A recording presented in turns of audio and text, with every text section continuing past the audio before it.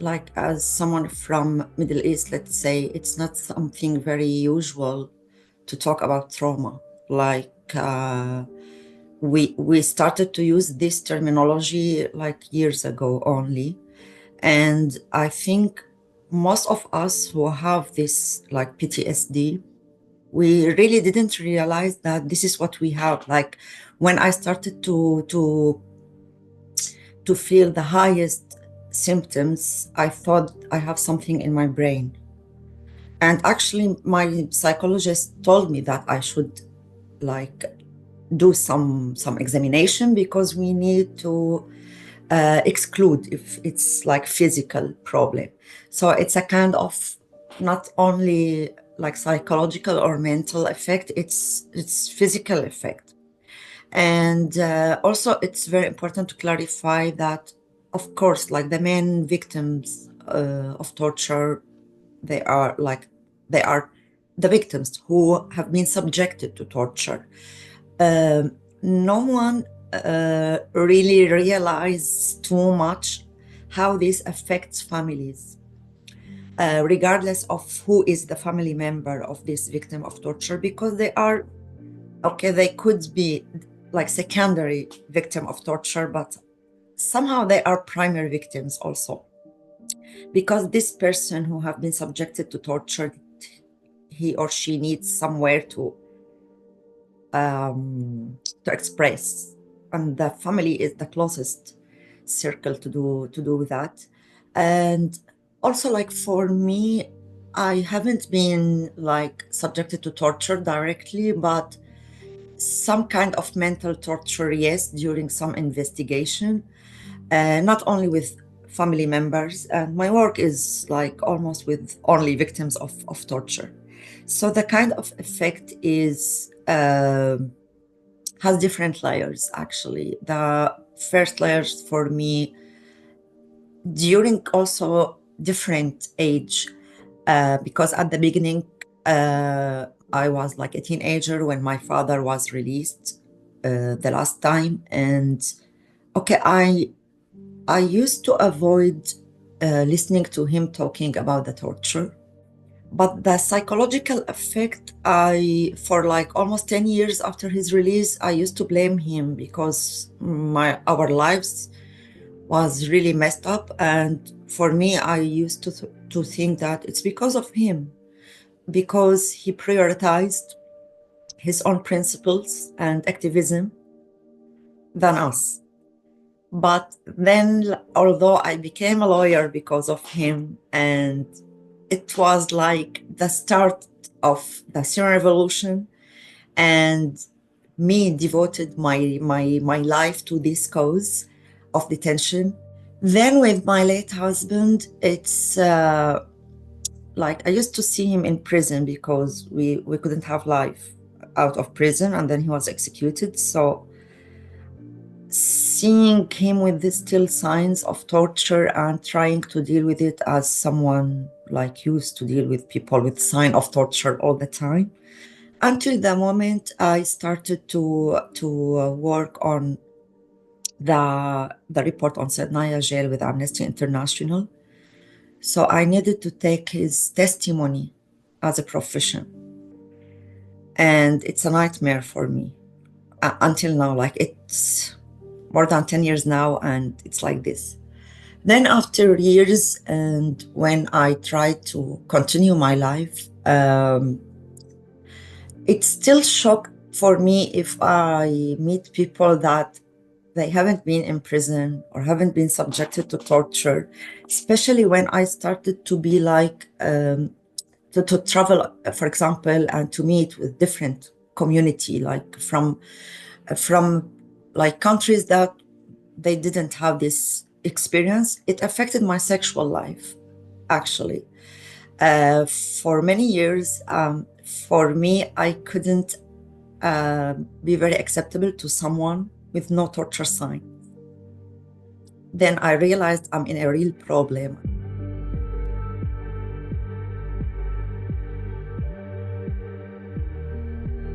I didn't feel the symptoms of PTSD. I'm seeing, I'm in like still in the process of the treatment, and it's long term. So I'm still having the medical treatment and psychological treatment.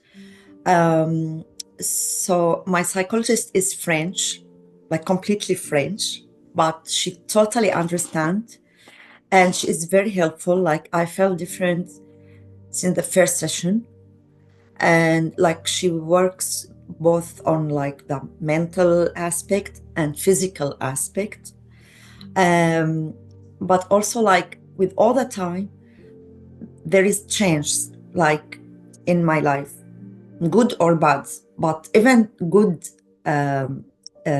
incident affect my PTSD and like push it to be escalated. So my psychologist like explained this to me very well and how to deal with it.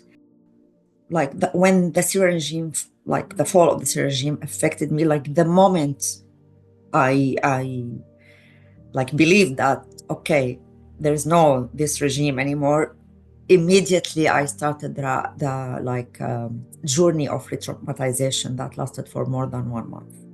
And even with my psychologist, like the expert on PTSD, I'm still not able to go into the very deep feelings. I'm still not ready. Like it's 2 years now of treatment, but I'm not ready.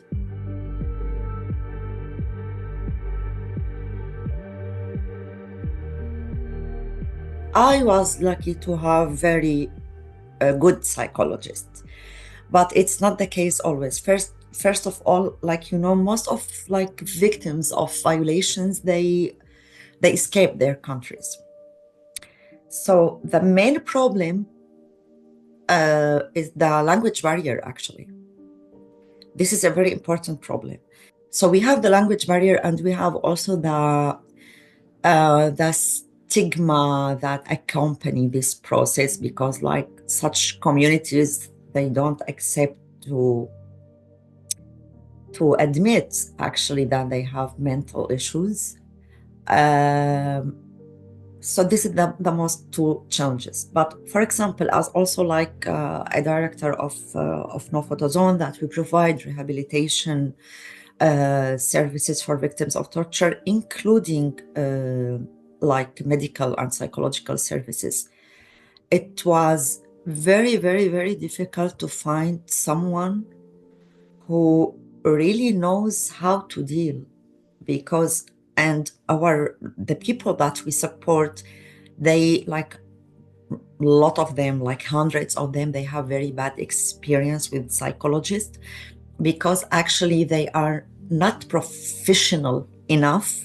They could have their license or certificate after like some workshops only.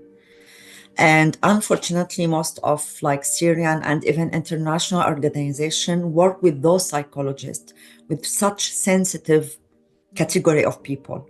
So it's very dangerous to have this.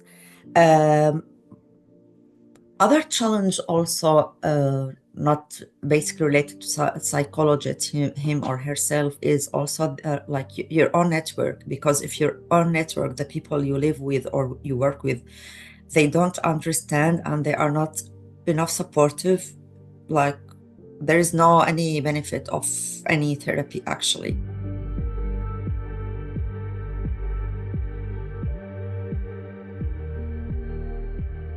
Specific psychologists, like they could work on cases have like that have PTSD, not all psychologists. And I think it's very important also to have this cooperation or collaboration between experts on psychologists or like a psychological or physical aspect, victims themselves, or even those who have like STSD that I have also, because I work with victims of torture, because it's like, I don't know, it's useful combination. Like, one of the things that my PTSD was very useful for is that I could really deal with families who have the same. I caused this kind of relief for them, understanding, and This is not because I studied this and I have like certificates to do this, because I learned from myself. I knew, I feel it. So it's something like I consider it the most success story in my life, actually, because through my career, which is like the main part of my like personality also, I could really help thousands of people, especially women or even kids, without like any even intention, or okay, I want them to be better, to feel better, but I don't have the like professional expertise, but I could do it. Until now, I'm able to do it.